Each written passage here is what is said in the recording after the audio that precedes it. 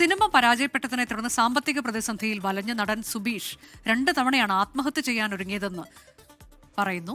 ഒരു ഭാരത സർക്കാർ ഉൽപ്പന്നം എന്ന ചിത്രത്തിന്റെ പരാജയമാണ് സുബീഷിനെ കടക്കണിയിൽ എത്തിച്ചത്. പ്രതിസന്ധികൾ മറികടക്കാൻ ചിത്രം റിലീസ് ചെയ്യണമെന്നാണ് സുബീഷിന്റെ ആവശ്യം. മലയാള ചലച്ചിത്ര പ്രേക്ഷകർക്ക് ഏറെ ശ്രദ്ധേയമായ ഒരു മുഖമാണ് നടൻ സുബീഷിൻ്റേത്. ഏറ്റവും അവസാനം ഒരു ഭാരത സർക്കാർ ഉൽപ്പന്നം എന്ന ചിത്രം നമുക്ക് ഇടയിലേക്ക് എത്തിയത് വലിയ ചർച്ച ചെയ്യപ്പെട്ടൊരു സിനിമയാണ്. പക്ഷേ സുബീഷ് ഇന്നിപ്പോൾ നമുക്കിപ്പോൾ ഉള്ളത് സിനിമയുടെ സക്സസ്സോ അല്ലെങ്കിൽ അതുമായി ബന്ധപ്പെട്ടുള്ള കാര്യങ്ങൾ പറയാനല്ല. വളരെ വൈകാരികമായൊരു കുറിപ്പ് കഴിഞ്ഞ ദിവസം സുബീഷ് ഫേസ്ബുക്കിൽ പങ്കുവച്ചിരുന്നു. വലിയ പ്രതിസന്ധി, സാമ്പത്തിക ബുദ്ധിമുട്ട്, ഒരു പക്ഷേ ആത്മഹത്യയിലേക്ക് പോകേണ്ട അല്ലെങ്കിൽ പോയി എന്ന് വരെ പറയാവുന്ന രീതിയിലേക്ക് സുബീഷ് എത്തിയിരുന്നു. സുബീഷ് ഇപ്പോൾ നമുക്കൊപ്പം ചേരുകയാണ്. നിങ്ങളെ ഇതിനു മുമ്പ് പലതവണ നമ്മൾ സംസാരിച്ചിട്ടുണ്ട്. ആദ്യമായിട്ടാണ് ഇങ്ങനെ കാണുന്നത്. എന്താണ് യഥാർത്ഥത്തിൽ സംഭവിച്ചത്? നമ്മൾ ആ പടം കഴിഞ്ഞ 2024 മാർച്ച് 8-നാണ് റിലീസ്. നിങ്ങൾക്കറിയാം, നിങ്ങൾ ആ പടത്തിൻ്റെ കൂടെ നിന്ന ഒരാളാണ്.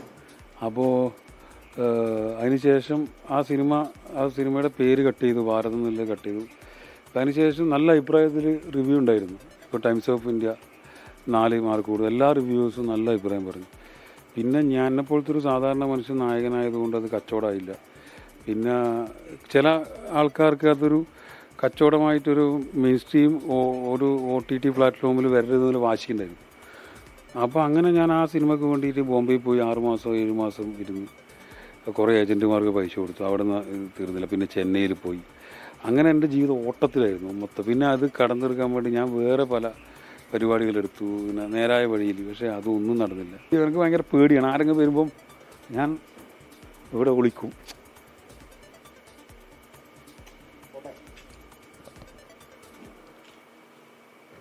കൂടുതൽ ഞാൻ ചോദിക്കുന്നില്ല. എനിക്ക് വളരെ അറിയാവുന്ന ഒരു ആൾ കൂടിയാണ്. ഇങ്ങനെ കണ്ടിട്ടില്ല.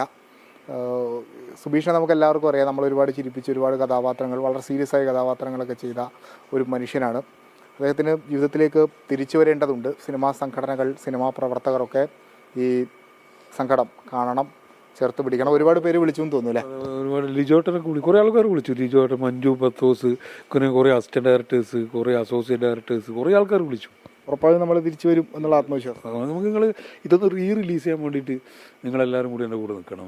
സുബീഷ് ഉറപ്പായും തിരിച്ചു വരുമെന്ന ആത്മവിശ്വാസത്തിലാണ്. അതിന് മലയാള സിനിമയുടെ പൊതുസമൂഹത്തിൻ്റെ ഒക്കെ പിന്തുണ ആവശ്യമുണ്ട്. അത് ലഭ്യമാകുമെന്ന് പ്രതീക്ഷിക്കുന്നു. മാഹിൻ ജാഫറിനൊപ്പം വിഷ്ണു സുരേഷ്, 24.